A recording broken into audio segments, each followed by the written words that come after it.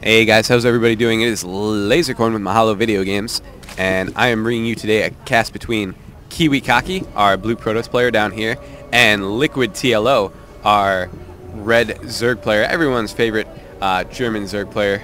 Currently playing Zerg. He used to play some Random and some Terran. A very creative player, one of my favorite players to watch. And Kiwikaki, also another very good player. These two actually ran into each other in the MLG Dallas, and they had a very intense 3-game series. I recommend seeing that if you haven't yet. Type in Kiwikaki versus TLO Dallas into YouTube and it'll pop up. And it was a very, very good series. Very exciting to watch. So this is kind of almost a grudge match now between these two players. And let's see what's going on here. We've got a probe scouting the base of Kiwikaki. Oh, before things get too heated, let me just go ahead and shout out the Lasercorn Challenge. If you send an email to lasercorn@mahalo.com, that's lasercorn with an S, not a Z, and include your BattleNet name and character code. Spawning pool going down here at 13. Interesting. Include your BattleNet name and character code. Every week I pick one of those names and we play for a $50 gift card, which is to say, if you win, you get the $50 gift card. If I win, I get no gift cards. Sad but true, and that's just the way it works. And this probe being really annoying. Probes are great for harassing other units because they got those shields that recharge. So even if you peck away at them and get 5 damage done, those shields will just regenerate and get right back in there. And it looks like we've got an interesting kind of semi-wall off over here of the probe line. At least a wall off on the left side, and even closing this little gap in the minerals back here. So obviously attacking units can still get in this way, but it does offer a little additional defense. And if he throws up a couple more buildings over here, he'll have a pretty well defended mineral line, although that would block any probes from getting out of there. I don't know how he would get out to do other stuff. Early Zerglings now coming out, Slowlings as I like to call them, as he does not have that metabolic boost upgrade finished quite yet. But they might be fast enough to get us around on this probe and take it down. And oh, nope, not going for the surround on the probe. It looks like he's just going to come right into the base of Kiwikaki, and this could be bad for Kiwikaki. He does have one stalker out. He's going to have the micro very well to keep these Zerglings at bay, and he's falling back to his probes. He needs to bring those probes out to take some damage from the Zerglings, and only bringing 3 probes out, one of them going down. I think maybe he should have brought more. I guess he doesn't want to disrupt his mining that much. But yeah, those Zerglings can get in there and do some damage. 2 probes already going down, and it looks like, though, good micro is going to keep these Zerglings from doing too much damage. Although, pylon going down as 4 more Zerglings sneak in the top of the base here, and it looks like that will be all for this attack right now. He's going to pull back to a safer position. He does have that metabolic boost finished. You can see those little wings on the Zerglings. That means they are faster Speedlings now, and allows them to run a little faster, be a little bit more annoying, and he is coming back into the base. Let's see what he'll go for. Not going for the probes this time, going for a gateway. And look at this. The Stalker's kind of using this semi-wall in as a little serial box fort that they can just shoot out of and keep these Zerglings at bay. And with a pylon here and a zealot here, he really has a complete wall up of his mineral line. There's no way the Zerglings can sneak in there and do any damage to the minerals. They'd have to go through that zealot, and that's borderline impossible at a choke point. For even if he sent all these Zerglings at that one zealot, they'd just get destroyed by the stalker and sentry fire behind them as they try to engage one-on-one. It would be a disaster.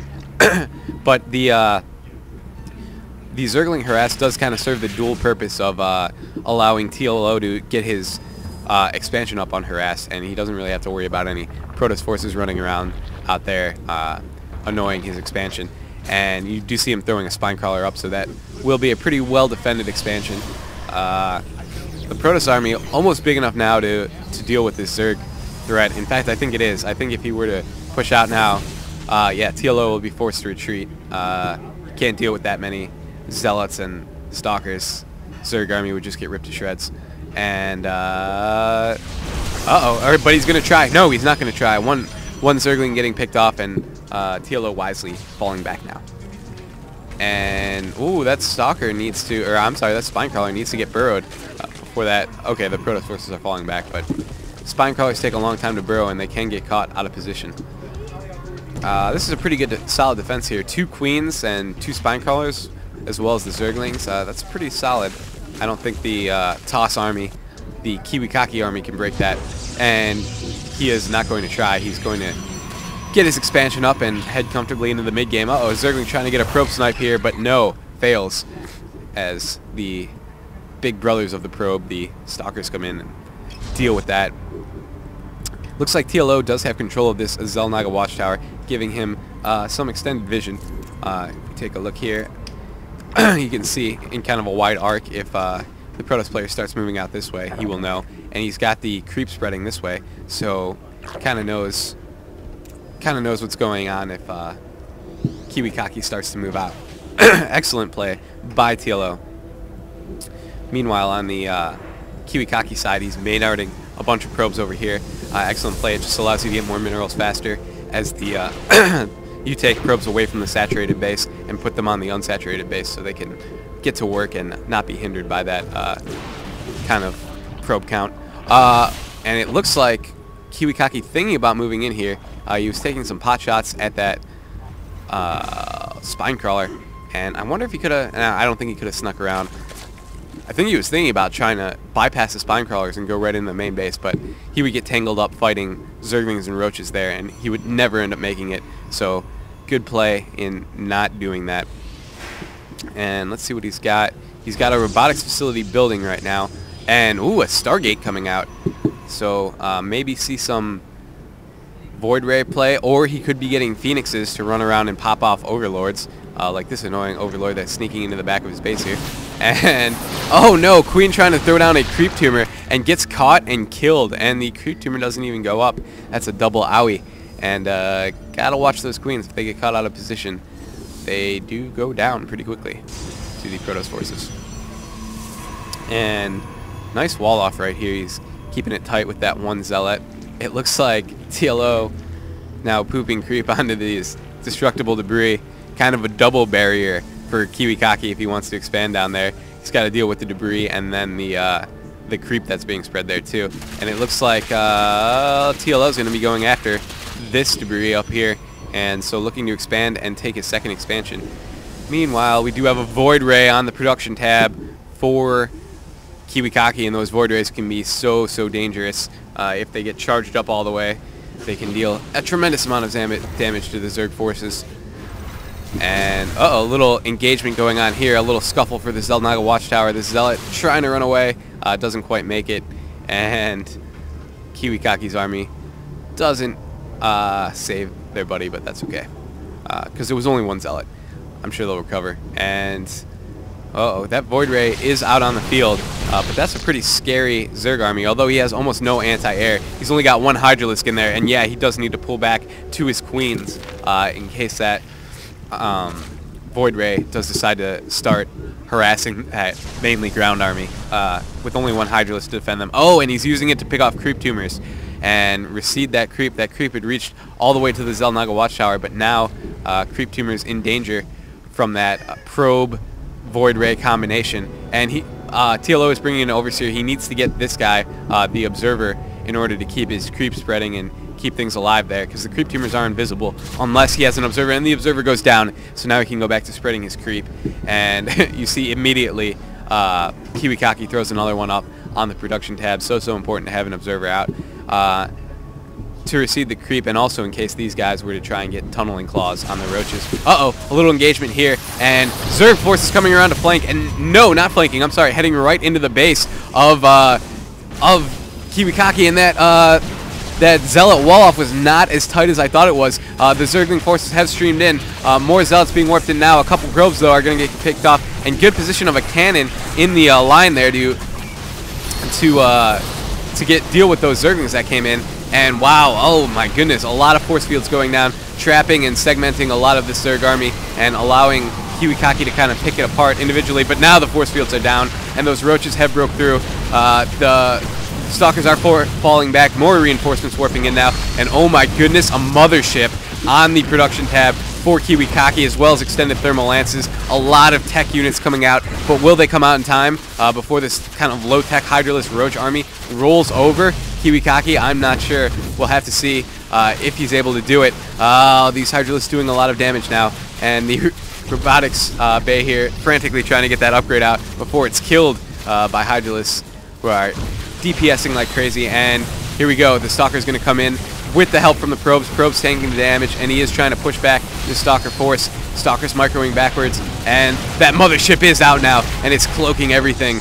And TLO is going to need to fall back. He does not want to try and deal with this mothership and Stalker army. He doesn't even have any overseers, so he can't even see the Stalkers. And wow, that mothership came out in the nick of time to save the day. Excellent play by Kiwikaki. I was a little worried there for a second that he was going to get rolled, but he did not. And now it's TLO is in trouble and needs to rethink his game plan. He's got a lot of Hydralisks out, which is good, which is what you need against a mothership like this, something to shoot it. I would almost like to see him get Corruptors. Is he even going for a Spire? I don't think so. I think he's going to try and take this out with ground forces. With Hydralisk. And uh-oh, here comes this Hydralisk Roach army again, and now cloaked cannons in there too. But the Overseers can see this stuff. Oh no! A vortex going down now, and it's sucking in all those units, and wisely TLO jumps into the vortex so that his units can all fight together when this vortex runs out of energy. And it looks like they're going to retreat. But excellent play by Kiwikaki to force a stall and allow him to warp in reinforcements. He used that vortex very well. And this mothership, so dangerous. You don't see a lot of motherships in pro games, so unless you're watching Huck and he's mothership rushing. But this is very interesting to see. I wonder how he's going to use that. We saw the vortex.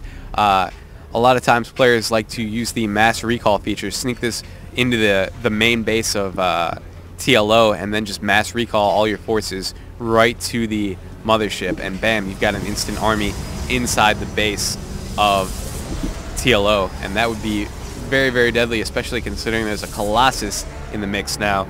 I would love to see him go that route, but maybe he just wants to keep his units together and attack on a kind of straight-on course. And TLO has been mining this gold expansion. Let's check the harvester and mineral count. It looks like Kiwikaki's actually got more harvesters, but TLO with that gold expansion is bringing in more minerals per minute. Those high yield minerals do make a difference in the economy. And this Protoss Force may be sensing that he's a little behind in the economy. Looks like he is moving out now with this Colossi. And where is the mothership? Oh no, but a very large drop force, a doom drop force coming in for TLO. All these overlords filled to the brim with stalkers and with roaches and Hydralisks, and here they come. They have bypassed the frontal security of the base, and all these units now swarming in, now holding the high ground of Kiwikaki's own ramp, and they're doing a lot of damage to these tech facilities, and you can see the tunneling clause upgrade is out, and there goes that vortex. He needs to do what he did before and jump all his units into the vortex so they can fight together, but a couple of them being caught out of position and away from that vortex, and he needs to get those overlords out of there is what he needs to do now before he gets himself supply capped. And the vortex has finished now, but that's just not enough Zerg forces to deal with this cloaked massive army from Kiwikaki. TLO does need Corruptors. He needs them to deal with both the Colossus and the mothership. I don't see him being able to win this game without Corruptors. And he is saying, WTF, mate. And how can this even work? He's a little stymied by the defense of Kiwikaki. And Kiwikaki's response is that the mothership is a good unit. It is indeed a good unit. Some might say it's the best unit that a Protoss player can field. And this massive Kiwikaki force is moving out now, and TLO GG's out before the attack even happens. Wow. So a little revenge from Kiwikaki after TLO beat him in the MLG Dallas. Interesting game. You guys got to see a little mothership play. I can see why this was rated so well on SC2 or SC2replays.net. And yeah, that's all for Lasercorn right now.